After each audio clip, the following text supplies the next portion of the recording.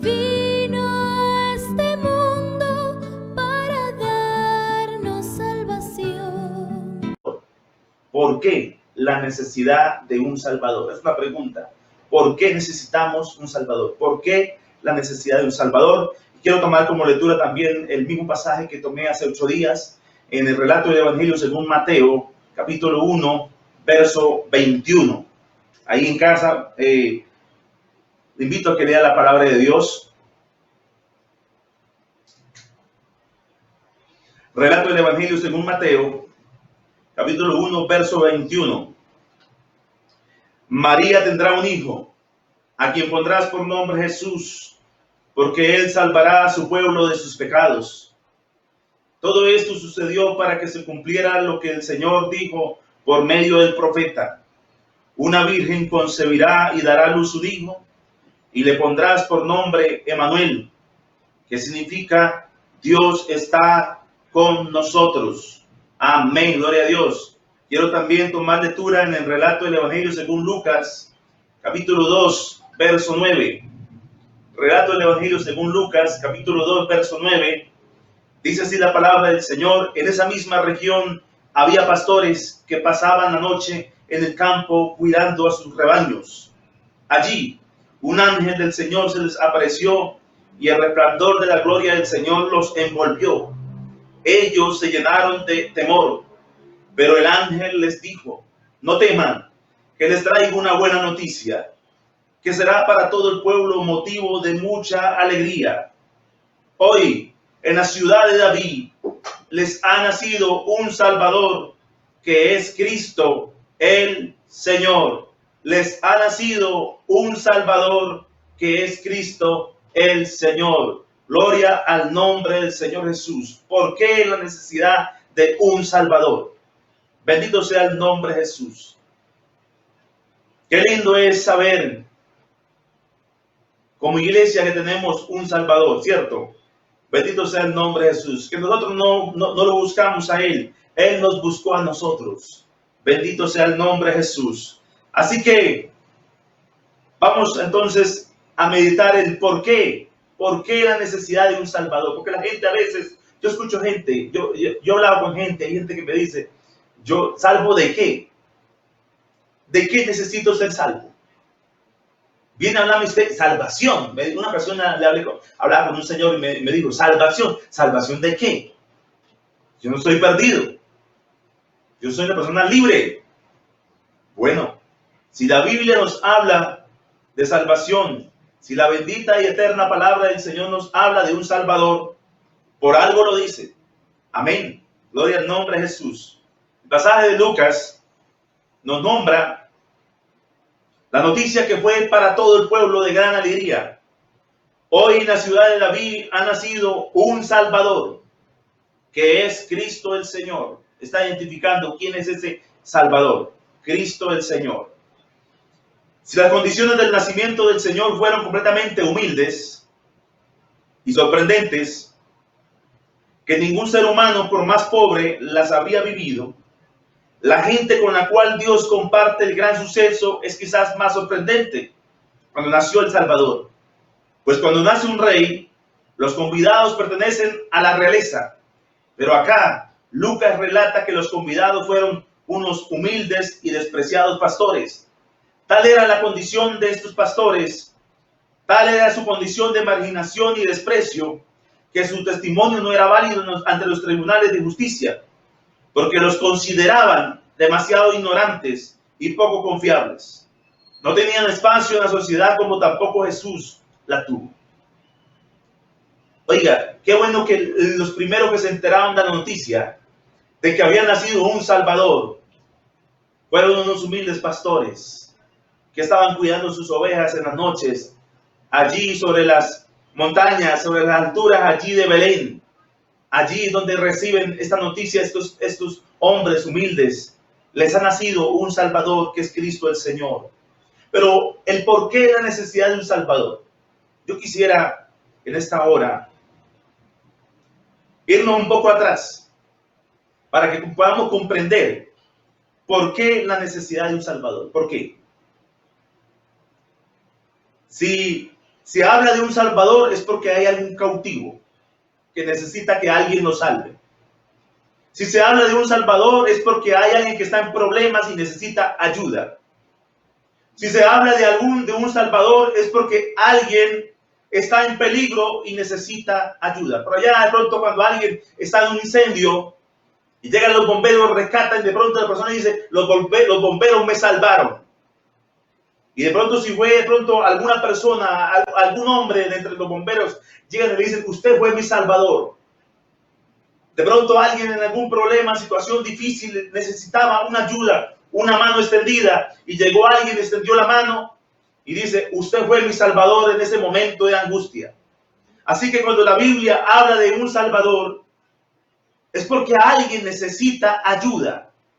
Es porque alguien está perdido y necesita ser encontrado.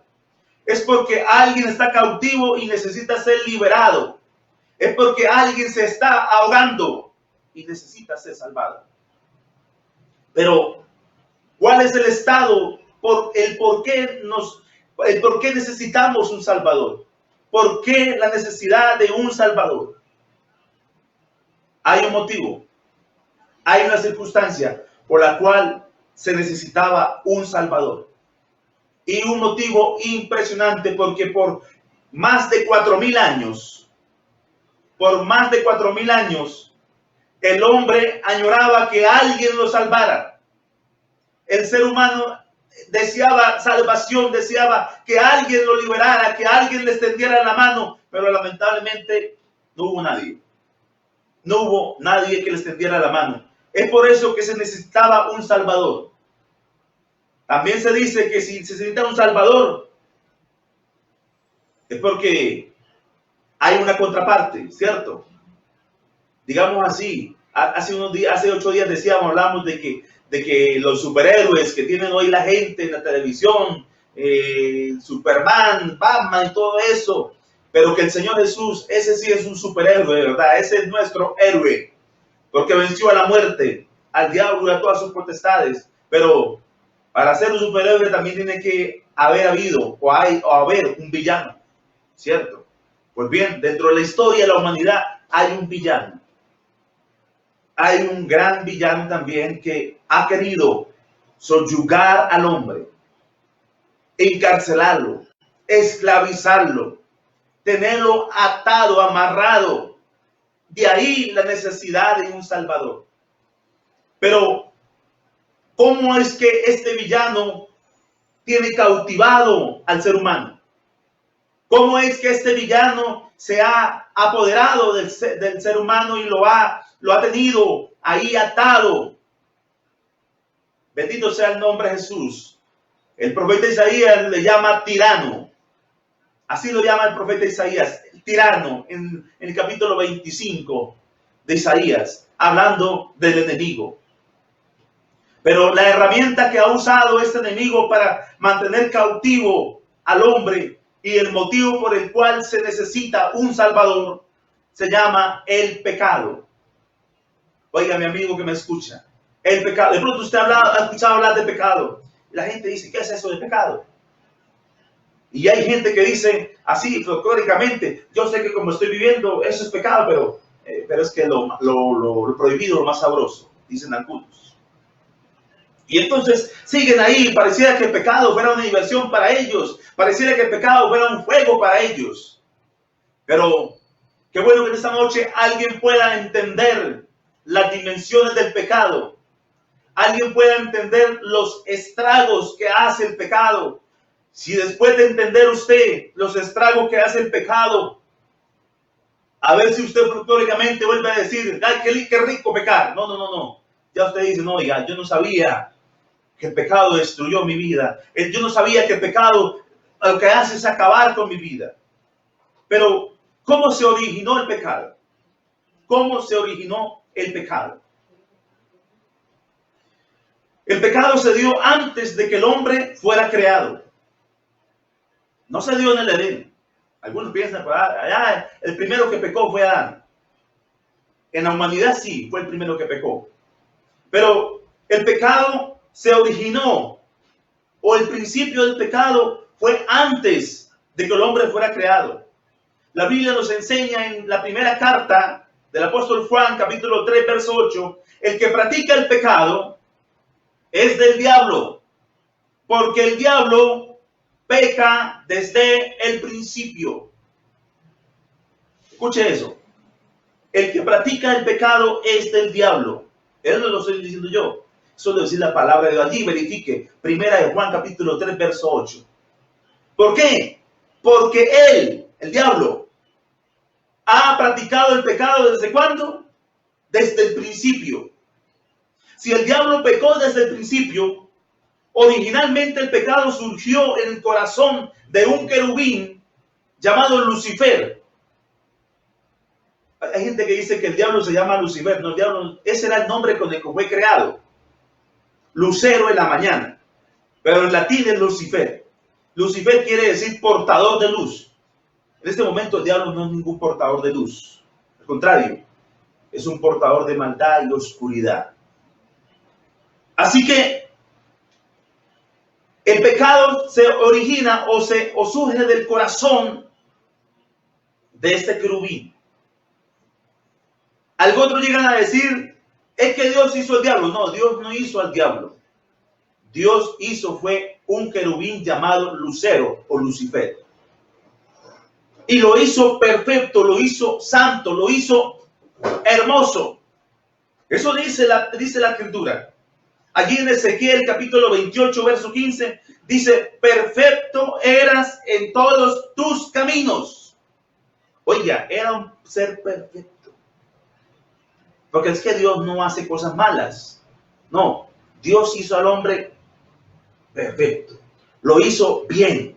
Por eso con razón dice el sabio Salomón, una cosa he hallado, que Dios hizo al hombre perfecto, pero ellos, ¿quiénes? Dios no, ellos, ¿quiénes? Los hombres buscaron muchas perversiones. Así que Dios dice que hizo a este querubín, lo hizo perfecto. Dice, perfecto eras en todos tus caminos, desde el día que fuiste creado hasta ¿cuándo? Hasta que se halló en ti maldad. Eso dice el profeta Ezequiel en su capítulo 28, verso 15. Isaías también menciona algo con respecto a este personaje.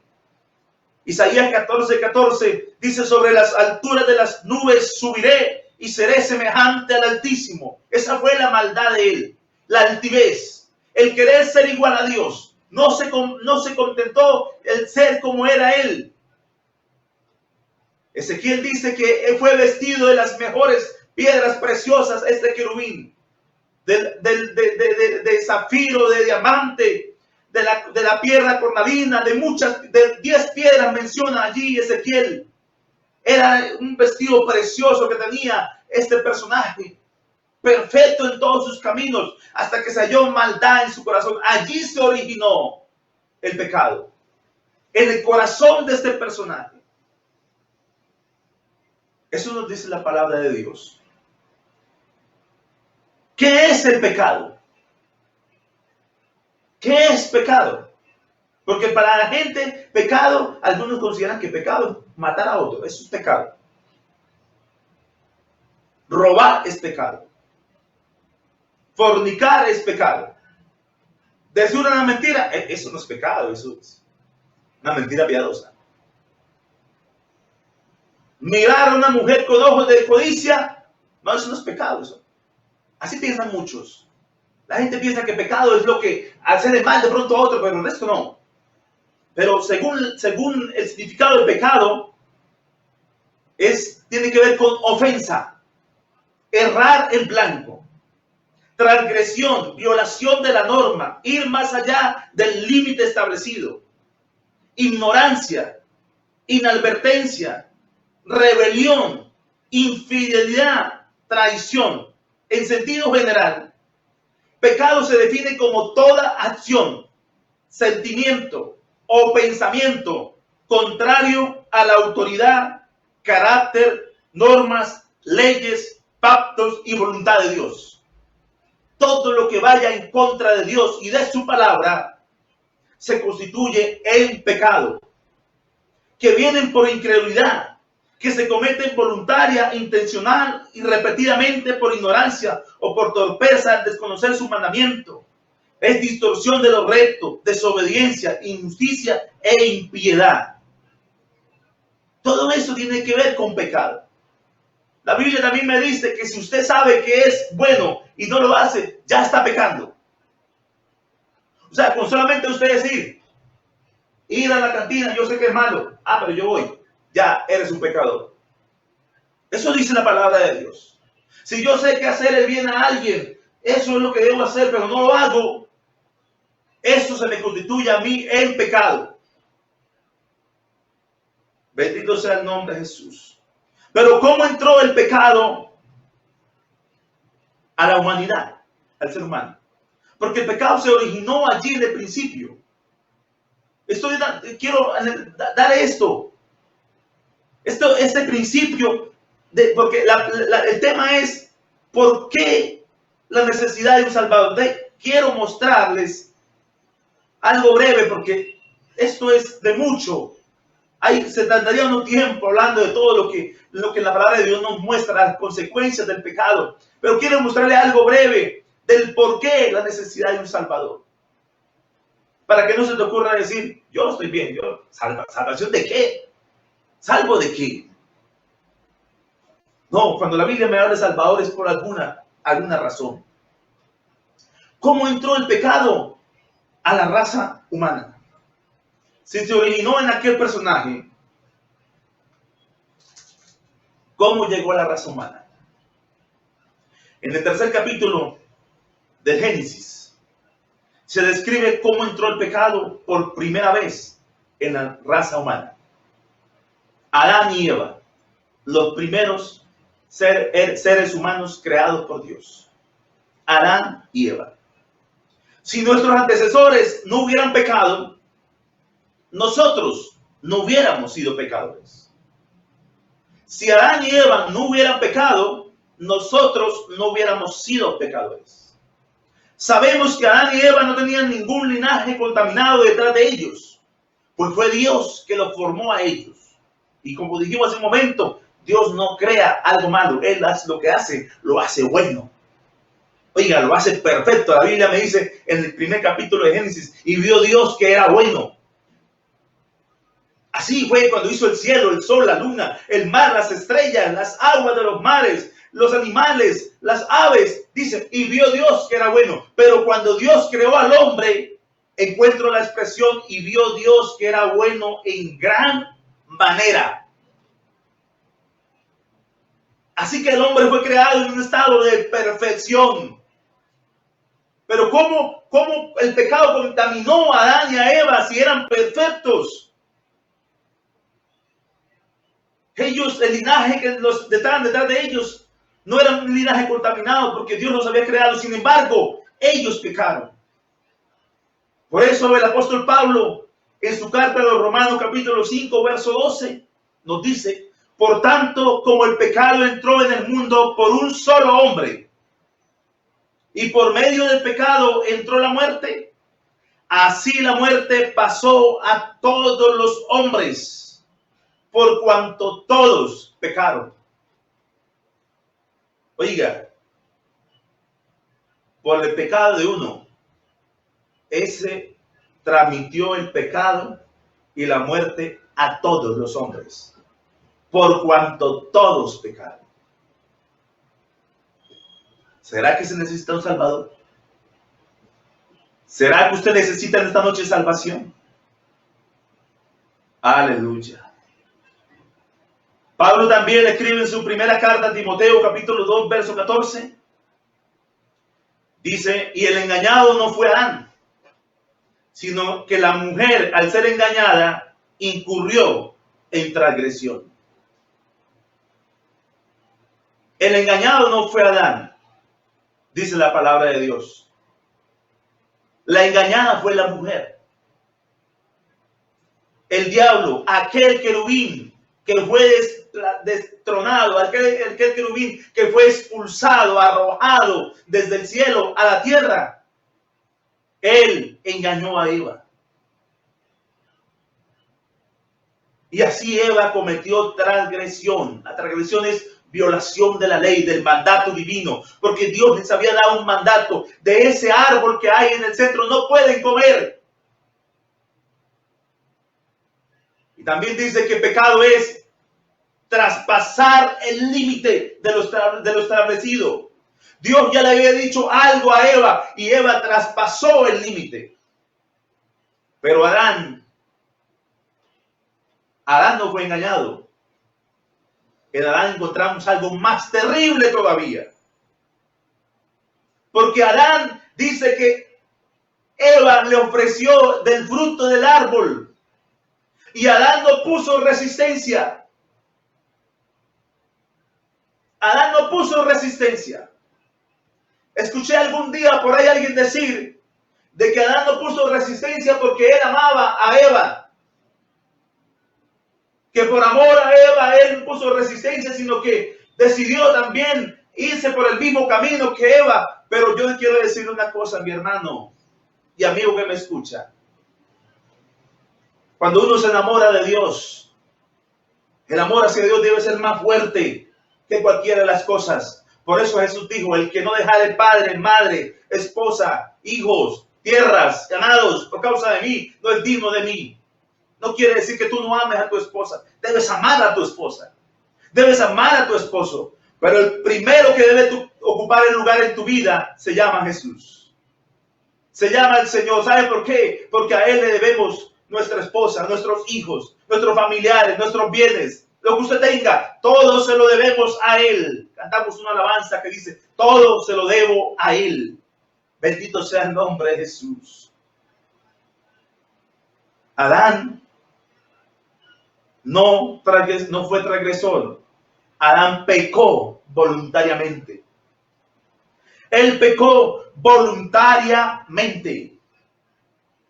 Ese fue el triste hecho de Adán. Y por causa de este pecado, entró el pecado a todos los hombres. Y así de esa manera arrastraron a toda la humanidad hacia el pecado, trayendo la más grande desgracia, la más grande tragedia a este mundo. Esa es la consecuencia, mi amigo, por el cual se necesita un Salvador. ¿Cuál fue el pecado que Satanás le sembró en el corazón a Eva y a Adán y a Eva? El mismo con el que él pecó. Fue el mismo. ¿Qué quiso? Él era perfecto en todos sus caminos hasta el día en que en él se halló maldad. ¿Cuál fue la maldad? Subiré por encima y estableceré mi trono en lo más alto, seré semejante al Altísimo. El ser igual a Dios. Y eso no fue lo que le dijo la serpiente a Eva. El día que usted coman de ese árbol, ustedes serán como Dios. Ustedes serán como Dios. El diablo sabía. El diablo sabía que ese pecado, el pecado de rebelión, el pecado de desobediencia, a Dios no le agrada para nada. Él sabía porque ella había tenido consecuencias. Él no fue perdonado. Él fue expulsado por causa de su rebelión. Él sabía que si ellos pecaban de esa manera contra Dios, Dios no iba a pasar por alto esa ofensa. Los iba a expulsar. Van a ser como Dios. ¡Wow! Como Dios. Uy, esto suena como elegante. Que nosotros mismos nos mandemos. No tengamos que oír la voz de Dios todas las tardes, todas las mañanas, todas las tardes en el huerto. Nosotros vamos a ser dioses. Porque en otras palabras, es lo que el hombre todavía quiere. Ser Dios. Ser su propio jefe. Que nadie lo mande. Ay, a mí no me gusta que nadie me mande. Yo me gusta hacer con mi vida lo que a mí se me dé la gana, como dicen muchos.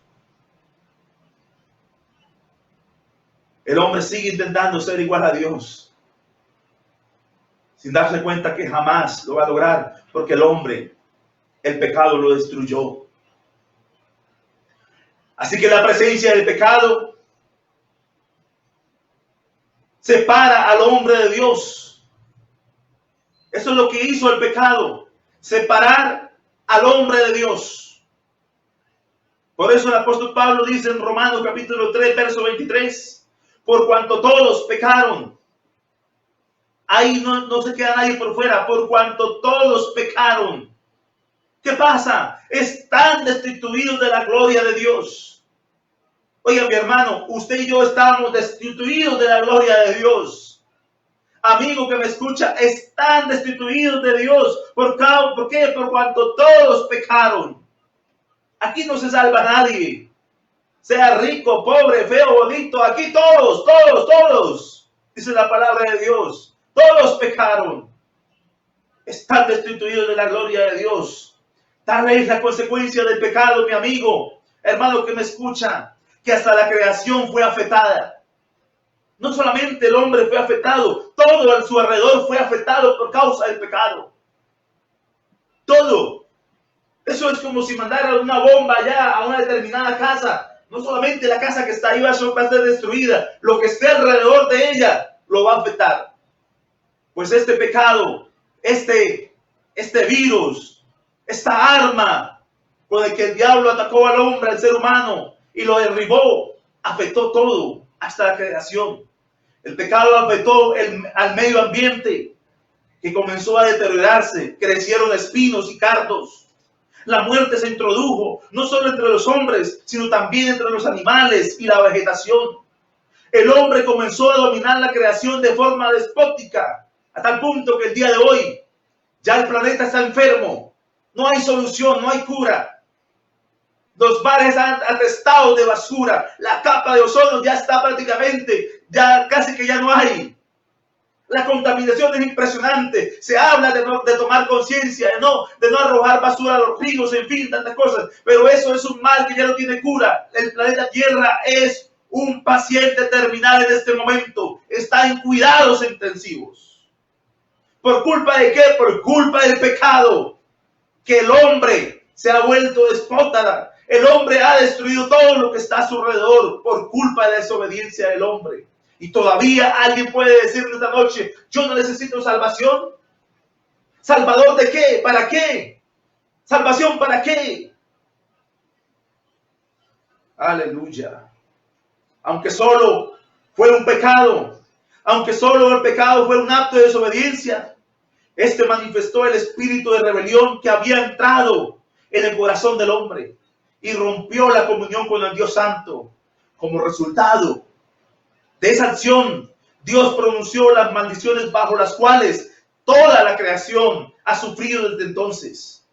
Allí en el mismo libro del Génesis capítulo 3 encontramos la primera, la maldición sobre la serpiente, en el verso 14.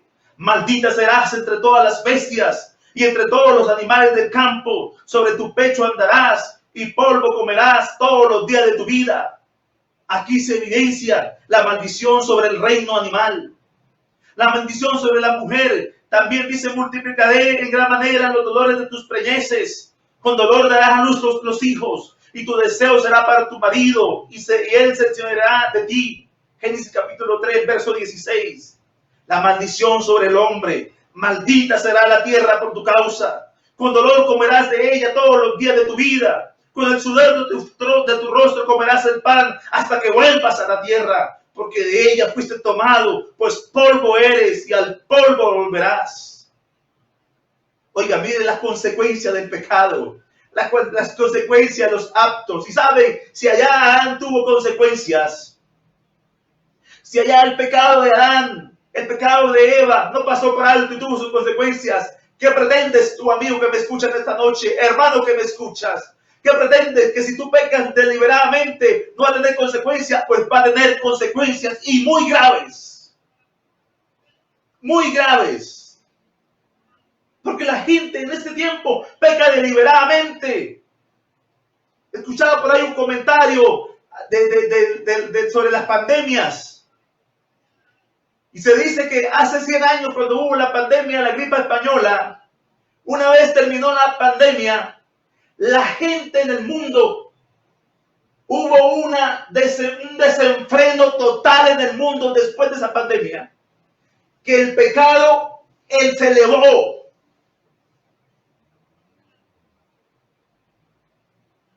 Y créame, en este tiempo, Hay gente que está esperando que todo esto se acabe para hacer todo lo malo que no hicieron durante la pandemia, porque estuvieron encerrados.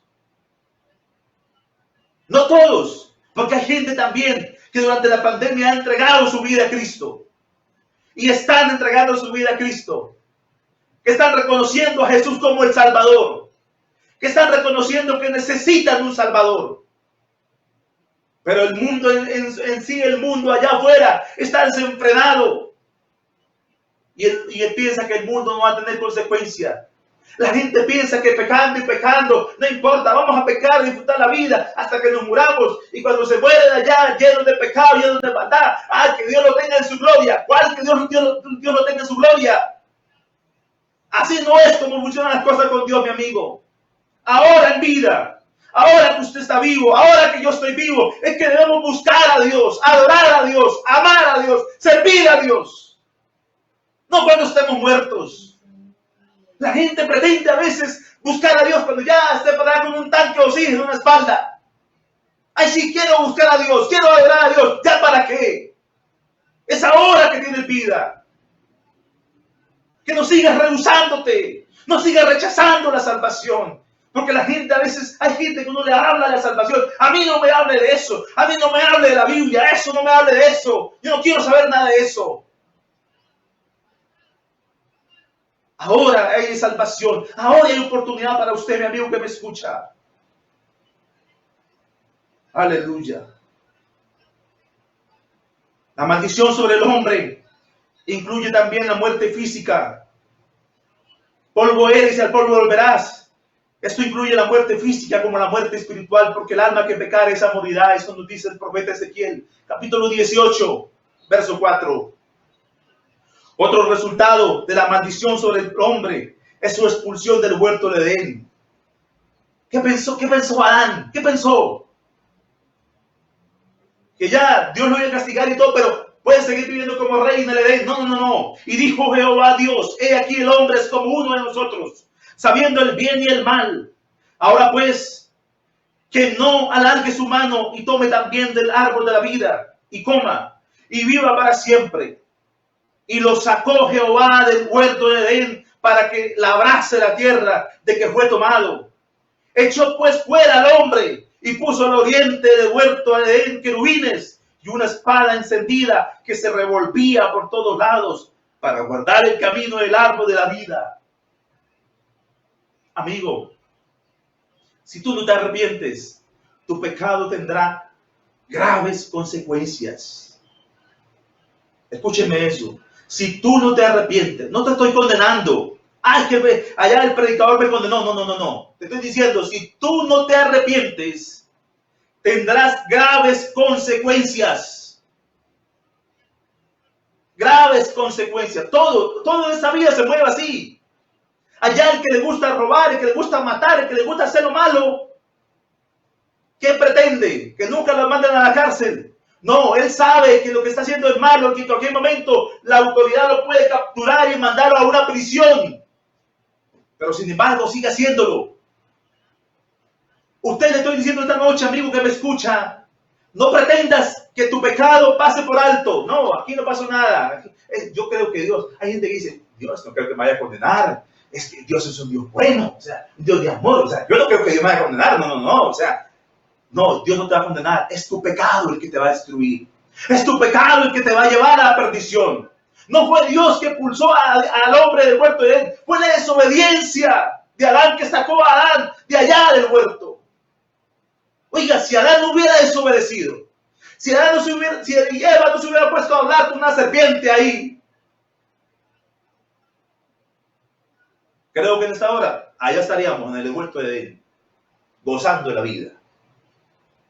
¿Pero qué pasó? Desobedecieron. Y eso no pasó por alto. Fueron expulsados. Yo quiero en esta noche, quiero entregar este mensaje, el por qué la necesidad de un Salvador, en dos. No canso hoy ya. Hoy sería la primera parte. El próximo domingo, con la ayuda del Señor, estaremos entregando la segunda parte, el por qué la necesidad de un Salvador. Vamos a orar esta noche. Y yo le invito esta noche que usted reflexione. ¿Voy a seguir pecando? ¿Voy a seguir fallándole a Dios? Usted que conoce a Dios, usted que es bautizado también, mi hermano. Si está haciendo cositas por ahí que no debe hacer, reflexione en esta noche. Todo tiene consecuencia, amigo y hermano. Todo lo malo que usted y yo hagamos tiene su consecuencia. No pretenda, no, es que yo he sido predicador, es que yo he sido un diácono, yo he sido presidente joven, yo he sido esto. Yo no creo que Dios por este pecadito me va a condenar. Pues no te arrepientes, te va a condenar. Porque Dios es un Dios justo. Eso lo hace Dios porque Dios es justo. Si Dios fuera injusto, diría, no te preocupes, ese pecado, dejamos un ladito ya, aquí no pasó nada. No. Dios es justo. Aleluya. Por eso hoy que tenemos vida, tenemos que arreglar nuestra vida con Dios. Si alguien que estaba fallando, arregle su vida con Dios.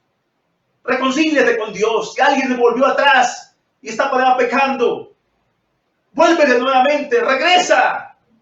Es tiempo que regreses a casa. Es tiempo que te reconcilies con Dios. Usted, amigo, que va aplazando la salvación suya día tras día. El otro año me arrepiento, el otro mes. Espérenme, despido un poquitico. Porque la gente a veces quiere despedirse. Yo esta semana voy a disfrutar la vida a lo máximo, lo que más pueda. Y el sábado me entrego. Quizás esta semana sea tu muerte. Y no canses llegar el sábado. Por eso es hoy que tienes que tomar una decisión. Hoy es el día de salvación, no mañana, es hoy. Allí en casa vamos a orar. Hermanos, oremos por nuestras familias que nos han convertido. Oremos por nuestros vecinos. Ese vecino que pronto le hace la vida imposible a usted. Ese vecino que lo insulta, ore por él. No para que Dios lo castigue, no, para que Dios lo salve. Soberano Señor Jesús, te damos gracias. Porque en esta noche hay un pueblo también. No todo es malo, no. Hay un pueblo que ha sido redimido.